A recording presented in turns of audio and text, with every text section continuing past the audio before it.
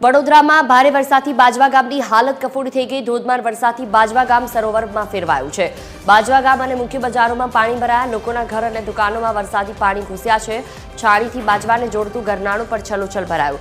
અંડરપાસમાં પાણી ભરાતા છાણી બાજવાનો રસ્તો બંધ થઈ ગયો છે। તો લોકોના ઘર અને દુકાનોમાં વરસાદી પાણી ઘૂસ્યા છે। છાણીથી બાજવાને જોડતું ગરનાળું પણ છલોછલ ભરાયું છે। અંડરપાસમાં પાણી ભરાતા છાણી બાજવાનો રસ્તો બંધ થઈ ગયો છે। વડોદરામાં ભારે વરસાદથી બાજવા ગામની હાલત કફોડી થઈ ગઈ છે, જેના આ દ્રશ્યો સામે આવ્યા।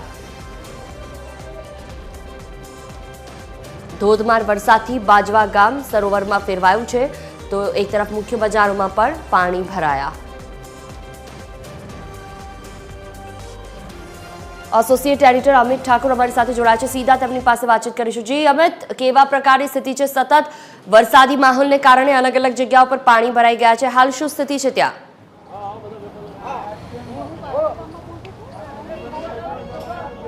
સૌથી વધારે ખરાબ હાલત વડોદરાના બાજવા ગામની છે। વડોદરા નજીક આ બાજવા ગામ આવેલું છે, જિલ્લા પંચાયત અને વાઘોડિયા વિધાનસભામાં આવે છે।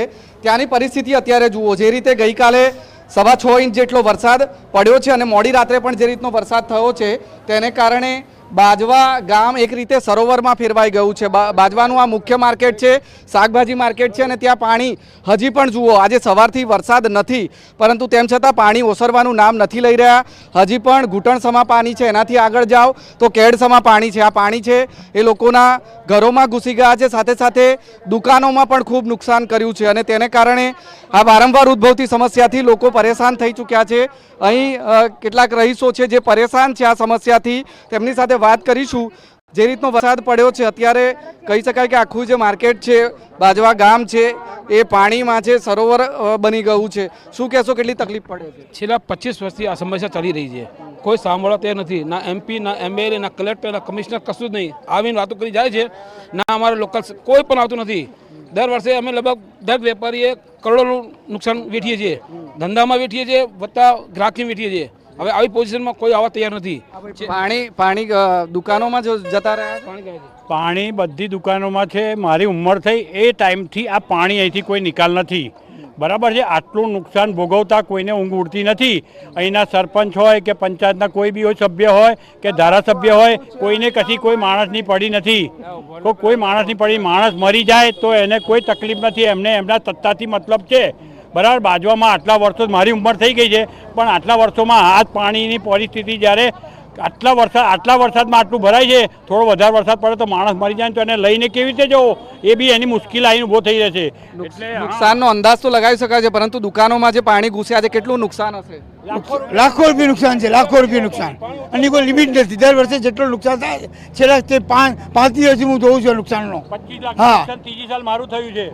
આનાથી પણ વધારે પાણી છે? મેં પોતે 10-15 સાલથી જોઉં છું, અહીં પાણી ભરાઈ જ રહે છે હંમેશા, પણ આ દુકાનો બધી ડૂબી જાય છે અડધા પાણીથી, પણ કોઈ બી જોવામાં કોઈ એગ્રી જ નહીં। આ પબ્લિકને આવવા જવામાં કોઈ બીમાર થાય, કંઈ બી જાય તો કોઈ આવવા એગ્રી નહીં। જોવા લોકો ખૂબ પરેશાન છે। આ જે બાઇક છે એ પોતાની બાઇક અહીંથી પસાર થઈ રહ્યા છે, પરંતુ બાઇક આખી એ છે એ અંદર ડૂબી ગઈ છે, અને આનાથી પણ વધારે પાણી આગળ છે। બાજવા ગામની આ પ્રકારની પરિસ્થિતિ છેલ્લા ઘણા વર્ષોથી છે તેવું અહીંના રહીશોનું કહેવું છે। વારંવાર રજૂઆતો કરી છતાં તેનો કોઈ ઉકેલ નથી આવતો તેવું અહીંના રહીશો કહી રહ્યા છે। આ એક રહીશ છે, તેમની સાથે વાત કરીશું। આપનું કહેવું છે કે આપણે પહેલાં પણ રજૂઆત કરી છે, શું રજૂઆત થઈ છે અને આનો ઉકેલ શું છે તમારા મતે? છેલ્લા લગભગ તો મારા 40-45 વર્ષ થયા, વર્ષોથી આ જ સમસ્યા છે। પણ વાત કરું તો ગયા વર્ષે જે આપણા કલેક્ટર સાહેબ છે એને રૂબરૂ મેં અરજી આપી હતી, અને એનો રસ્તો પણ બતાવ્યો હતો કે આગળ જે દરિયામાં જે કાસ જાય છે અહીંથી 1.5 કિલોમીટર જ છે, નજીવા ખર્ચે સરકાર પાસે ગ્રાન્ટ છે, નજીવા ખર્ચે આ પાણીનો નિકાલ થઈ શકે છે। અમારા મધુભાઈ ધારાસભ્ય પહેલાં હતા, એમને પણ સરકારના પ્રોજેક્ટ મૂક્યો હતો, પણ હાલ તમામ જોવા જઈએ તો ખાલી લોલીપોપ આપવાની વાતો છે, ચૂંટણી સમયે આવે છે પાણી ગયા વર્ષે પણ એવું કીધું કે આ વર્ષે તમારે સમસ્યા નહીં થાય, પણ અરજી આપ્યા છતાં પણ કલેક્ટરના કોઈ માણસ અહીં સર્વે કરવા પણ નથી આવ્યા, જોવા પણ નથી આવ્યા. માત્ર ને માત્ર અમારો વોટ બેંક તરીકે ઉપયોગ કરે છે બાજવાની જનતાનો, અને આ વર્ષોથી આ સમસ્યા છે. અમારા જે આ તમામ વેપારીઓ છે એનું કરોડોનું નુકસાન થાય છે, આજુબાજુના ઘરના રહીશોનું ઘરવખરી બગડી જાય છે. માત્ર ફૂડ પેકેટ આપી અને ગરીબોની સાથે મજાક કરતા હોય એવું સ્પષ્ટપણે જણાય છે. માત્ર ફૂડ પેકેટ આપીને આ જે તંત્ર છે સંતોષ માની રહ્યું છે તેવું લોકોનું કહેવું છે, પરંતુ આ નુકસાનનો અંદાજ હું તમને બતાવવાનો પ્રયત્ન કરીશ. આ એક દુકાન છે, પ્રોવિઝન સ્ટોર છે, જનરલ સ્ટોર છે, અને બાજવા ગામમાં તેમાં પણ પાણી ફરી વળ્યા છે. આપ અહીંયા જોઈ શકો છો, તેમાં જે પાણી ઘૂસી ગયા છે તેમાં તેલના ડબ્બા તળી રહ્યા છે. સાથે સાથે જે રીતે અન્ય અનાજનું ને એનું નુકસાન છે તેનો પણ અંદાજ આના પરથી લગાવી શકાય છે. આપ જનરલ સ્ટોરના દ્રશ્યો જુઓ, બાજવા ગામમાં જ્યાં જુઓ ત્યાં આ પ્રકારની પરિસ્થિતિ છે.